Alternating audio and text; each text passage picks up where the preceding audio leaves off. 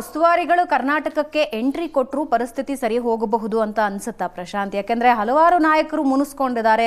ಇವಾಗ ಅವರು ಜಿಲ್ಲಾ ಪ್ರವಾಸ ಮಾಡಿ ಅವರು ಸಂಘಟನೆ ಮಾಡೋದಕ್ಕೆ ಸಾಧ್ಯ ಇದೆಯಾ ಅಥವಾ ಸರಿ ಹೋಗಿದೆಯಾ ಪರಿಸ್ಥಿತಿ? ಇದರ ಜೊತೆಗೆ ಮತ್ತೊಂದು ಕಡೆ ನಾವು ಕಾಂಗ್ರೆಸ್ ನೋಡ್ತಾ ಇದ್ದೀವಿ. ಡಿ.ಕೆ. ಶಿವಕುಮಾರ್ ಒಂದ್ಸಲ ಕರಾವಳಿ ಕಡೆ ಹೋಗ್ತಾರೆ, ಒಂದ್ಸಲ ಉತ್ತರ ಕರ್ನಾಟಕದ ಕಡೆ ಹೋಗ್ತಾರೆ. ಪಕ್ಷ ಸಂಘಟನೆ ಬಗ್ಗೆ ಕರೆಗಳನ್ನ ಕೊಡ್ತಾ ಇದ್ದಾರೆ, ಪಕ್ಷ ಸಂಘಟನೆ ಮಾಡೋಣ ಅಂತಿದ್ದಾರೆ. ಬಿಜೆಪಿಯಲ್ಲಿ ಪಕ್ಷ ಸಂಘಟನೆ ಬಗ್ಗೆ ಚಕಾರ ಎತ್ತವರು ಇಲ್ಲ. ಈಗ ಉಸ್ತುವಾರಿ ಬಂದು ಸರಿ ಹೋಗೋ ಸಾಧ್ಯತೆ ಎಷ್ಟರ ಮಟ್ಟಿಗಿದೆ? ನೋಡಿ, it requires lot of application of mind. ನೀವು ಪಾಲಿಟಿಕ್ಸಲ್ಲಿ ಸಂಗತಿಗಳನ್ನು ಸರಿ ಮಾಡಬೇಕಾದ್ರೆ ಹೈಕಮಾಂಡ್ ಸ್ವತಃ ಕುಳಿತು ಈ ಸಂಗತಿಗಳು, ಇದನ್ನು ರಾಧಾ ಮೋಹನ್ ದಾಸ್ ಅಗರ್ವಾಲ್ ಅವರಿಗೆ ಆ ಪೊಲಿಟಿಕಲ್ ಅಥಾರಿಟಿ ಇದೆ ಅಂತ ನನಗೆ ಅನ್ನಿಸ್ತಾ ಇಲ್ಲ. ಅಥವಾ ರಾಜ್ಯ BJP ಅಧ್ಯಕ್ಷ ವಿಜಯೇಂದ್ರರಿಗೂ ಕೂಡ ಪಾರ್ಟಿಯಲ್ಲಿ ಆ ಅಕ್ಸೆಪ್ಟಬಿಲಿಟಿ ಇಲ್ಲ.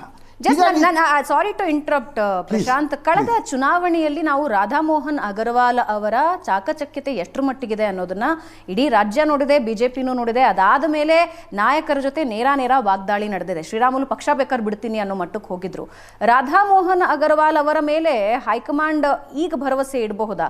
ಸರಿ ಮಾಡ್ತಾರೆ, ಅಲ್ಲಿ ಸಂಘಟನೆ ಮಾಡ್ತಾರೆ, ನಾಯಕರನ್ನ ಜೊತೆಗೆ ತಗೊಂಡ್ಬರ್ತಾರೆ, ನಂಬಿಕೆ ಇಡಬಹುದಾ ಹೈಕಮಾಂಡ್? ಸ್ಟಿಲ್ ಹೋಪ್ ಇದೆಯಾ ಹೈಕಮಾಂಡಿಗೆ? ನೋಡಿ ಭಾವನಾ, ಉಸ್ತುವಾರಿಗಳಿರಲಿ, ಇನ್ಚಾರ್ಜಸ್ ಆರ್ ಓನ್ಲಿ ಮೆಸೆಂಜರ್ಸ್.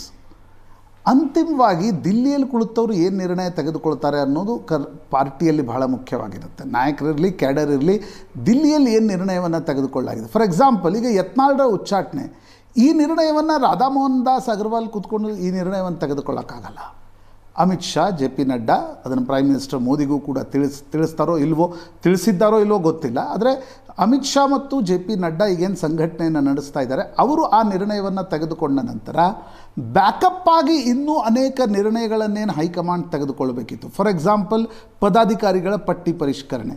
ಈಗ ಯಾರು ಪ್ರಧಾನ ಕಾರ್ಯದರ್ಶಿ ಇದ್ದಾರೆ, ಯಾರು ಪ್ರಧಾನ ಕಾರ್ಯದರ್ಶಿ ಇಲ್ಲ ಅನ್ನೋದರ ಬಗ್ಗೆನೇ, ಉಪಾಧ್ಯಕ್ಷ ಯಾರು ಅನ್ನೋದ್ರ ಬಗ್ಗೆನೇ ಸಾಕಷ್ಟು ಒಂದು ರೀತಿಯಾಗಿರ್ತಕ್ಕಂಥ ದ್ವಂದ್ವ ಇದೆ, ಗೊಂದಲ ಇದೆ. ಕೋರ್ ಕಮಿಟಿ ರಿಫಾರ್ಮ್ ಆಗಬೇಕು. ಕೋರ್ ಕಮಿಟಿಯಲ್ಲಿ ಹೊಸ ಸದಸ್ಯರು ಬರಬೇಕು. ಆ ಹೊಸ ಸದಸ್ಯರು ಯಾವಾಗ ಬರ್ತಾರೆ? ಹೈಕಮಾಂಡ್ ಇಂಟರ್ವೆನ್ಷನ್ ಮಾಡಿ ಅಪ್ಲಿಕೇಶನ್ ಆಫ್ ಮೈಂಡ್ ಮಾಡಿದರೆ ಮಾತ್ರ ಅದು ಬರಲಿಕ್ಕೆ ಸಾಧ್ಯ ಇದೆ.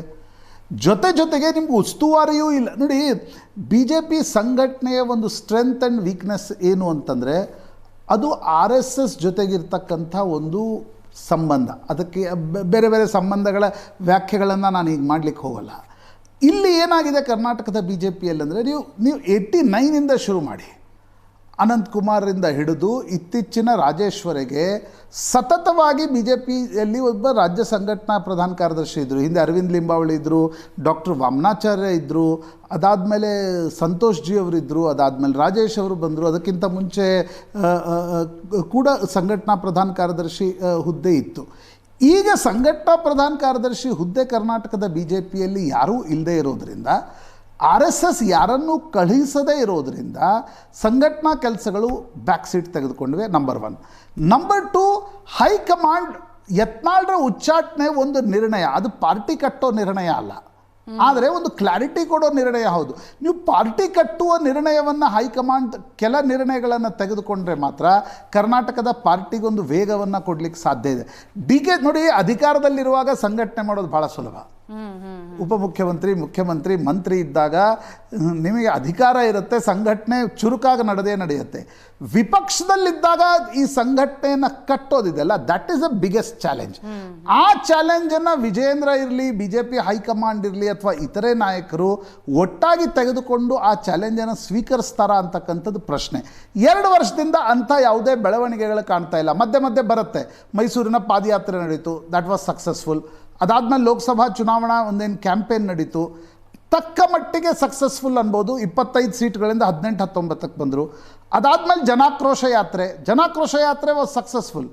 ಆದರೆ ಅದರ ಬ್ಯಾಕಪ್ ಪ್ಲ್ಯಾನ್ ಏನು? Political party is always a continuous process. ಕರ್ನಾಟಕದ BJPಯಲ್ಲಿ ಕಾಣ್ತಾ ಇರೋದೇನಂತಂದರೆ, ವಿಜೇಂದ್ರ ಒಂದು ನಿರ್ಣಯವನ್ನು ತೆಗೆದುಕೊಳ್ತಾರೆ, ಅದಕ್ಕೆ ಬ್ಯಾಕಪ್ ಆಗಿ ಉಳಿದ ನಾಯಕರಿರಲ್ಲ.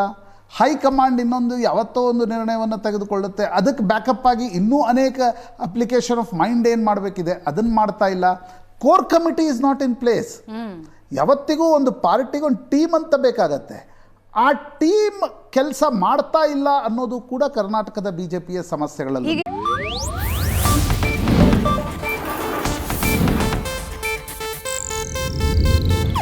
ಇದು ಏಷ್ಯಾನೆಟ್ ನ್ಯೂಸ್ ನೆಟ್ವರ್ಕ್ ಪ್ರಸ್ತುತಿ.